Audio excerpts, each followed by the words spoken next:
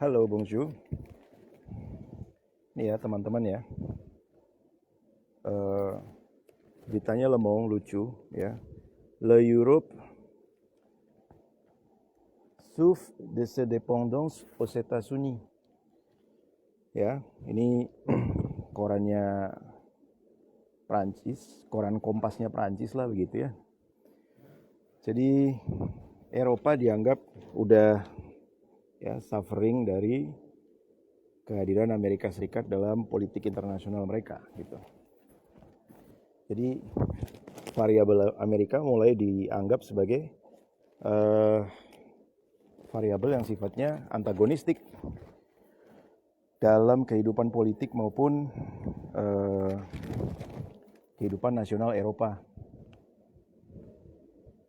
Nah, jadi situasi dunia sekarang sedang kembali kepada gejala-gejala uni multipolar atau unipolar lagi gitu ya.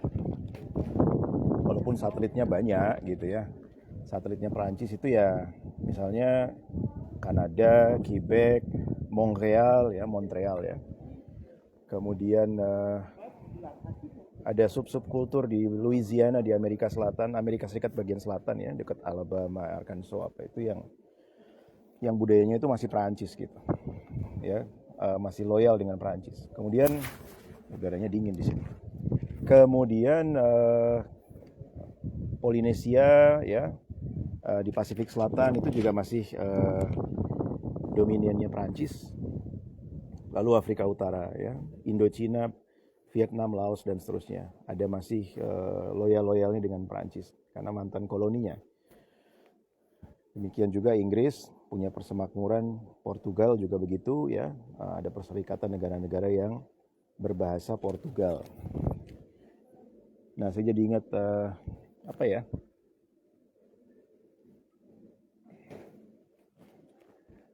Saya jadi ingat tesisnya Antonio Gramsci gitu ya. Dia seorang sosialis dari Italia. Waktu saya ke Italia, saya mau lanjut ke Swiss, saya satu kereta dengan seorang pemuda. Ya, dia orang Katolik kiri, dia bilang bahwa orang Italia itu nggak suka dengan orang kaya gitu ya. Dan saya rasa adalah sejarahnya Italia yang bernafaskan kiri, apalagi Prancis ya. Prancis sebuah negara sosialis gitu kan.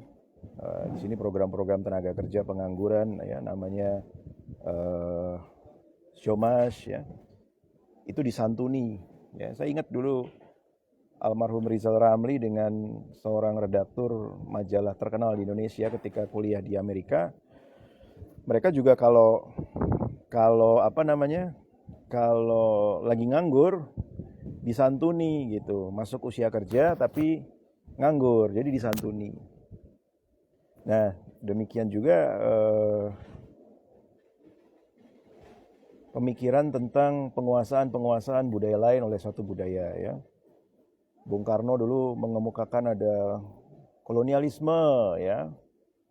Lalu pemikir-pemikir lain setelah Perang Dunia II ya seperti Chomsky, kemudian Levitsky itu menyatakan bahwa setelah Perang Dunia II udah nggak mungkin lagi invasi menginvasi, aneksasi menganeksasi ya.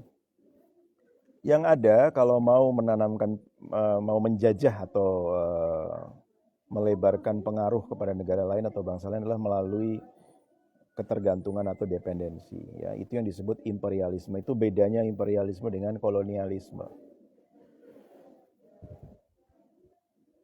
Ya, dan Antonio Gramsci menambahkan lagi bahkan ada yang namanya hegemoni. Hegemoni itu artinya soft culture-nya pun tergantung kepada negara yang mendominasi. Ya, bahkan ada kecenderungan kecanduan atau lebih menyukai dijajah ketimbang merdeka ya. Ya, Anda kalau pernah dengar dalam tanda petik ya negara namanya New Caledonia ya misalnya. Itu hegemoni adalah Prancis ya di situ ya.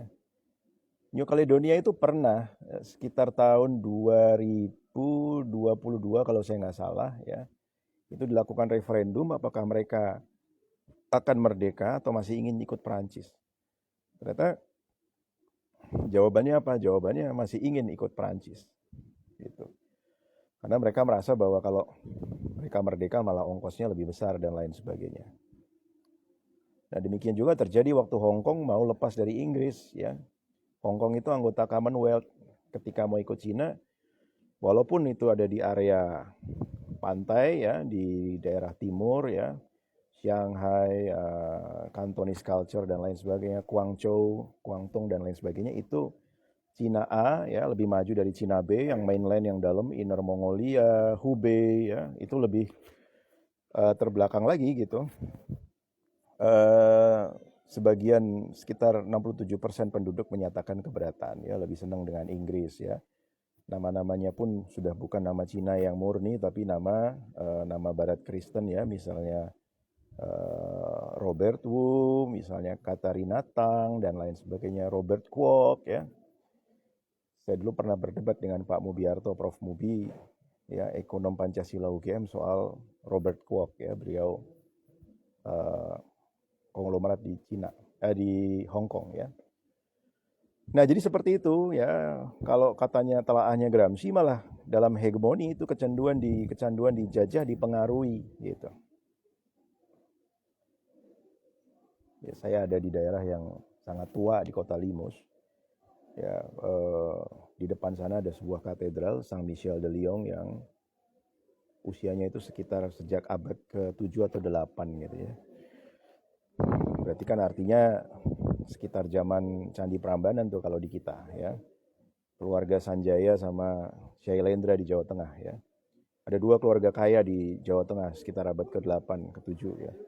Keluarga yang Buddha namanya Sanjaya, yang Buddha Syailendra, yang Hindu Sanjaya.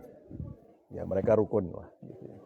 Nah, ini dia dari dari era itu, mulai mungkin zaman Romawi sudah ada ini.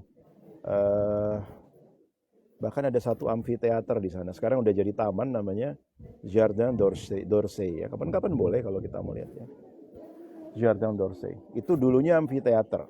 Ya, orang Romawi kalau bikin pertemuan, bahkan kalau di Roma di Colosseo, mereka sering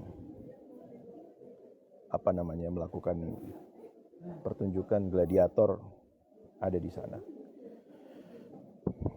Nah, situasi dunia nggak terlalu bagus, ya, kalau lihat berita ini, ya. Beritanya koran Kompasnya Perancis, ya.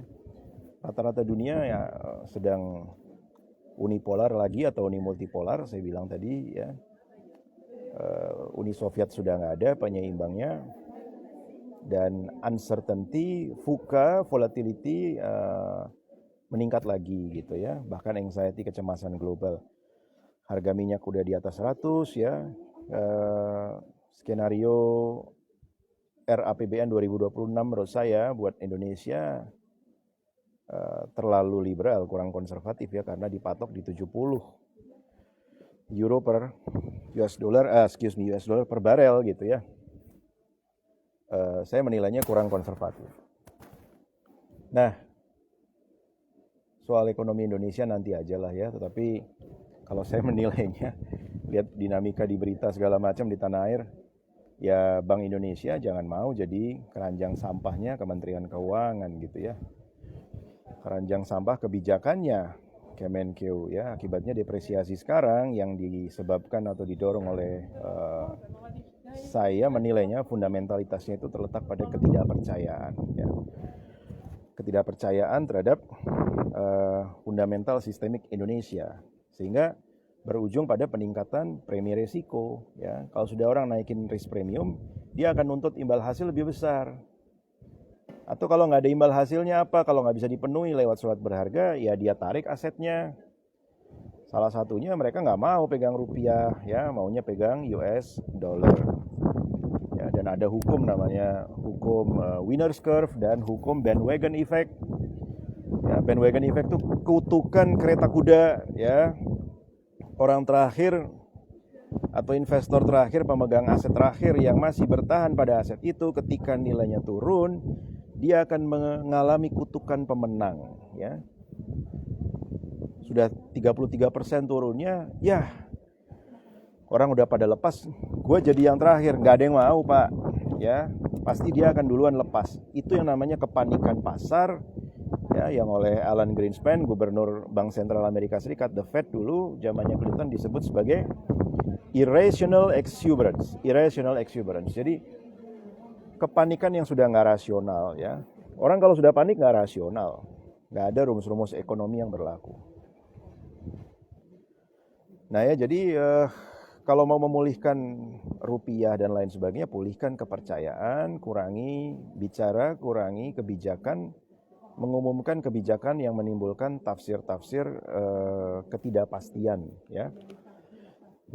Loh, buktinya apa, Pak? Buktinya spread yield obligasi kita dengan Amerika Serikat, menurut saya, kalau lihat SBN-nya kan 6,7 kalau saya nggak salah, ya, 6,4, ya. Treasury bills Amerika Serikat, US Treasury bills, T-bills 6,2% lah gitu ya, yang 10 tahun kan standar ya. Itu kan hurdle rate-nya risk free untuk dunia investasi ya. Nah spread-nya kan ya kalau SBN-nya 6,4 ya berarti spread-nya 2,5, 2,7 kan gitu ya. Itu masih lebih tinggi menurut saya dibanding dengan spread SBN kita dengan Treasury bills Amerika Serikat, US Treasury bills 10 tahun di sekitar tahun 2012. Ya, kalau Global Financial Crisis 2008 nggak usah dihitung lah, ya terlalu berat gitu. Nah, jangan diupayakan lebih tinggi lagi juga, tetapi maksud saya aja yang sudah lebih tinggi begitu, ya tuntutan premi risikonya tidak mampu kok mengembalikan restoring trust terhadap rupiah gitu ya, nggak mampu bikin liquidity inflow ke Indonesia. Nah Pak Purbaya bilang, ini yang kedua ya juga, selain hindari menimbulkan tafsir atas kebijakan yang ambigu ya, yang menimbulkan persepsi risiko, yang kedua juga komunikasi publiknya diperbaiki ya.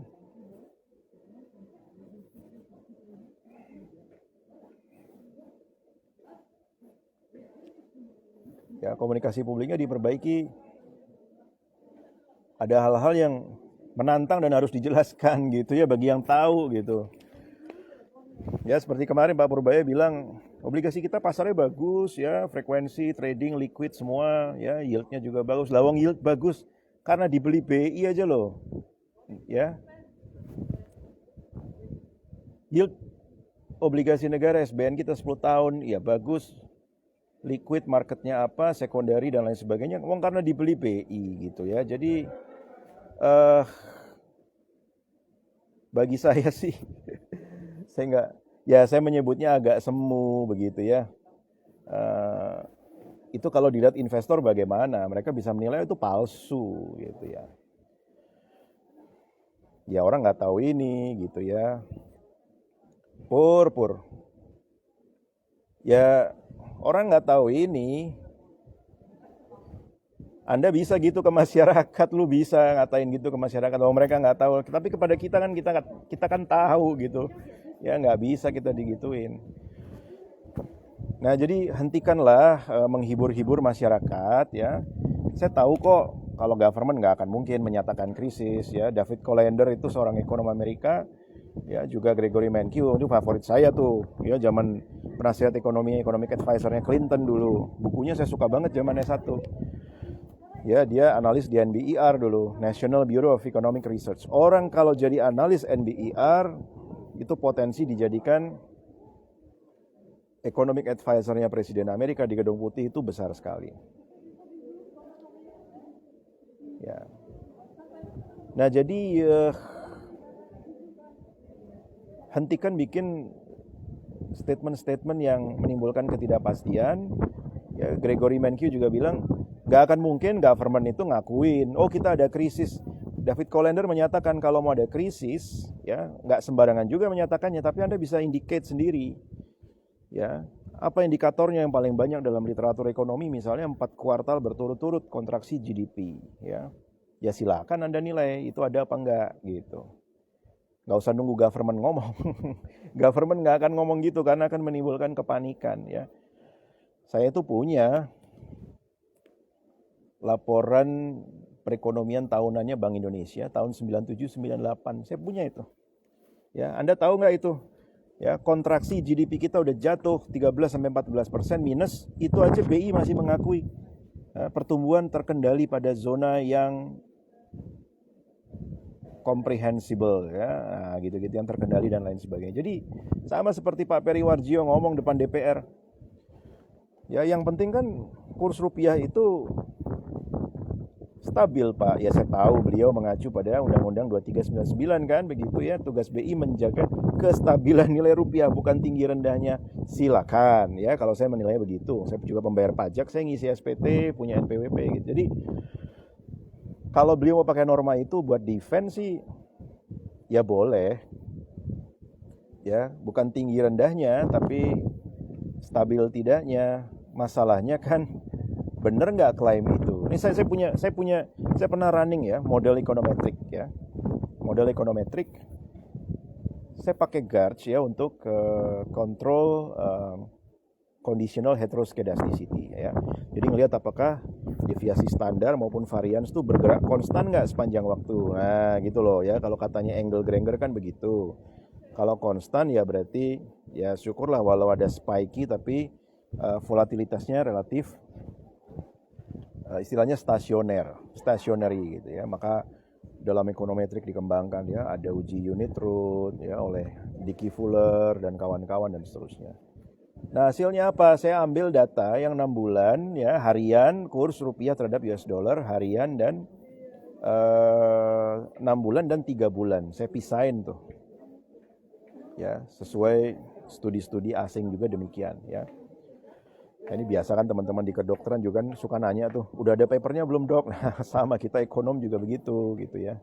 Hasilnya apa? Saya masih ingat itu ya. Saya running sendiri model saya pakai data harian itu ya, kurs ya. Hasilnya tuh 6,15. Ya. Arch-nya.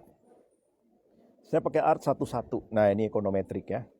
1-1 aja, nggak usah jauh-jauh dulu. Itu 6,15% volatilitas dari kurs kita itu disumbang oleh periode sebelumnya. Nah, gitu ya. Nah, Anda kalau lihat itu shocknya ya, error termnya. Anda kalau lihat variansnya ya, kuadrat dari deviasi standarnya lebih besar lagi, di atas 90% semua ya. Ya, sehingga koefisien dari dua variabel ini, alfa dan betanya ini jadi ngasih kuliah saya, tapi nggak apa-apa, masyarakat harus tahu supaya bisa ngimbangin omongan Purbaya ya. Mereka nggak tahu, kita nggak bisa digituin ya. Nah, ini untuk ngimbangin juga opininya Pak Peri Warjio. Kan beliau pakai aksioma baru tuh, ya bukan tinggi rendahnya tapi stabilitasnya. Oke, kita hakimi sekarang ya. Saya running Garch itu. Ya, jadi tidak hanya error term dari periode T-1 atau T-N. Kalau Anda mau perluas silakan ya. 12, 21, 22 dan lain sebagainya. Tapi saya tadi 1-1 aja dulu gitu pekinya ya. Ini ekonometrics nih. Nah, lalu variansnya bagaimana? Atau volatilitas periode sebelumnya, kalau tadi error termnya. Volatilitasnya pun di atas 90% ya. Saya nggak ingat tuh, tapi ada satu tuh yang 6 bulan tuh 99%. Ya, sehingga koefisien dari kedua variabel independen ini, baik shock error term maupun volatility past volatility variansnya itu, jika ditambahkan itu lebih dari 1. Ya. Artinya apa? Artinya very volatile. Nah, sampai di sini kita bisa mau bilang kepada Pak Peri Warjio ya. Nanti kita buatin paper kapan-kapan. Beliau kan punya pasukan ekonometrik juga. Silakan, beliau punya dalil sendiri. Kita ekonom dan masyarakat juga punya dalil sendiri ya. Kita ini berdiri buat publik. Ya, kita belain publik. Akademisi itu anak kandung rakyat ya. Jadi kita belain mereka ya. DPR nggak ngerti yang begini-begini. Saya nonton tuh kemarin ya, Pak Misbakun. Nggak bisa jawab dia, ya memang bukan bidangnya. Coba ketemu saya deh gitu ya. Saya nonton dari sini tuh sidang rapat dengan Dewan Gubernur Bank Indonesia, ada Pak Peri. ada DPR Komisi 11 ya. Nah, saya akan tanya itu. Ya, beliau kan pakai aksioma lain. Anggota DPR-nya paling banter, cuman bisa bilang ya, bahkan ada olok-olok di masyarakat. Ya, kalau kursinya udah 17.845 kita merdeka. Hahaha. Gitu mereka bilang gitu. Ya, saya ngekek aja gitu. Ya DPR sampai di situ aja. Ya, kapasitas pengeritisannya. Tapi kalau ada saya di situ mungkin lebih rame itu ya. Pak Peri masukannya siapa yang ngerti ekonometrik BI ya? Saya kurang tahu lah generasinya sekarang. Bu Desri Damayanti tahu nggak itu? Ya, karena yang begini-begini ekonometrik. Ya. Jadi oke, kalau Anda pakai aksioma itu kan bukan tinggi rendahnya kursnya tapi stabilitasnya. Nah, saya punya juga paper, saya ngeran sendiri model saya. Volatilitasnya tinggi artinya apa? Lu punya tantangan juga dengan dalil itu gitu. Kalau mau pakai aksioma stability dan bukan level of depreciation dari mata uang atau currency tadi. Jadi saya nggak bilang Pak Peri salah ngawur, nggak gitu, nggak usah gitulah ya. Kita semua ilmuwan, tetapi ada tantangan dalam klaimnya Pak Peri tadi ya. Kalau beliau mau, saya lihat agak lari ke samping gitu ya. Jangan hakimi kita dong ya dengan tinggi rendahnya kurs, nilai tukar rupiah terhadap US dollar, tapi stabilitas nilai rupiah ya. Kan Undang-Undang 2399 saya bisa memahami itu. Ya bagus juga apologinya. Ya, berapologi dengan itu kalau kita nggak succeed di satu aspek ya kita membela diri dengan aspek yang lain gitu ya. Jadi Anda kalau sidang disertasi juga kan begitu. Tapi kalau ketemu saya pengujinya ya, balik ya. Atau saya bantah dengan tadi ya uji ekonometrik tadi. Ada juga tuh orang di YouTube saya nonton ya, inisialnya nggak usah lah ya. Depannya F. Sebetulnya anak akuntansi dia itu ya. Sekolahnya sekolah akuntansi tapi agak centil ya, ngomongin sok-sok ekonometri, bahkan judul apa nih, judul kontennya podcastnya dia kasih judul ekonometri, padahal setelah saya nonton wah ini bukan ekonometri, ini mah aritmetik, simple aritmetik biasa gitu. Ekonometri itu nggak kayak gitu ya. Ekonometri itu ada pembentukan model, pembangunan asumsi ya, modelnya restriksinya apa, objektifnya apa, ya kan? Bahkan ada juga stability test ya, Anda bisa running chow test dan seterusnya gitu ya. Jadi ekonometrik nggak begitu, itu simple arithmetic biasa gitu ya, mas gitu. Nah saya lihat juga studi lanjutnya sih business MBA ya, S1 akuntansi, S2 MBA, S3 nggak ada, bukan PhD. Ya nggak ngerti dia gitu-gitu ya. Nah Pak Peri Warjio ngerti tuh ya, karena S3 di Amerika, economic development pasti ada lah gitu-gitu ya. Saya pernah baca kok papernya Pak Ahyar Ilyas juga, dulu Deputi Gubernur BI tahun ketika saya masuk kuliah ya. Saya pakai di disertasi saya itu ya, augmented Dickey Fuller ADF. Waktu itu stationarity lagi populer gitu. Nah, jadi orang-orang yang ngerti ekonometri. Nah, sekali lagi ada tantangan pada klaim-klaim pemerintah ya yang harus dijelaskan. Nah, Pak Purbaya bilang, oh yieldnya bagus apa, spreadnya makin besar kok, ya artinya kita dipandang makin berisiko loh ya. Anda baca aja Aswad Damodaran itu ya. Ya risk premium itu bagian dari kehidupan investor ya. Dia minta jaminan ya. Saya tambahin 1%, bahkan $1 ekstra dari dompet saya untuk invest di kamu, ya di treasury bills kamu, ya outcome-nya apa buat yield saya gitu ya, perbandingan antara cost dan benefit ya. Economic thinking itu kan selalu itu. Economic thinking itu membandingkan cost dengan benefitnya. Kalau legal thinking benar atau salahnya secara regulasi. Gitu. Oke lah ya, jadi yieldnya obligasi pemerintah kita, spreadnya terhadap US dollar, terhadap treasury bills Amerika lebih besar dari tahun 2012-an kalau saya nggak salah ingat ya. Jadi kita dipandang makin beresiko ya. Kawan-kawan kita bahas lagi utang luar negeri kita ya, APBN-nya yang tadinya akhir 2024 nisbahnya terhadap parameter undang-undang ya, Undang-Undang 17 2003 tentang keuangan negara ya sudah makin mendekat kepada batas yang ditolerir ya. Tadinya 2,9 sampai 3%, sekarang udah sekitar 39%, I'm sorry ya.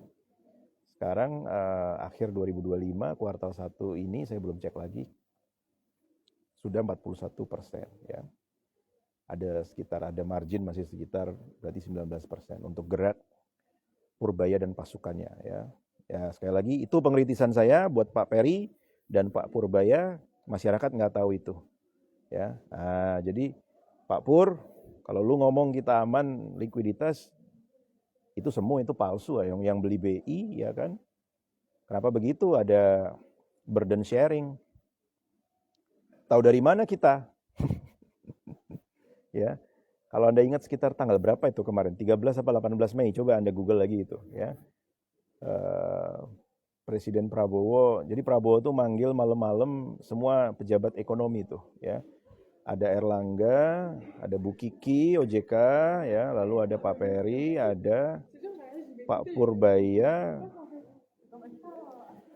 Siapa lagi ya? Mungkin ada Pak Anggito juga. Nah, terus mereka konferensi pers ya. Pak Purbayanya saya nonton dari sini. Pak Purbaya nonton ngomong tuh beliau speech, masing-masing speech ya. Saya nonton ada 7 langkah Bank Indonesia dan lain sebagainya kalau saya nggak salah ya. Correct me if I'm wrong. 7 kalau saya nggak salah.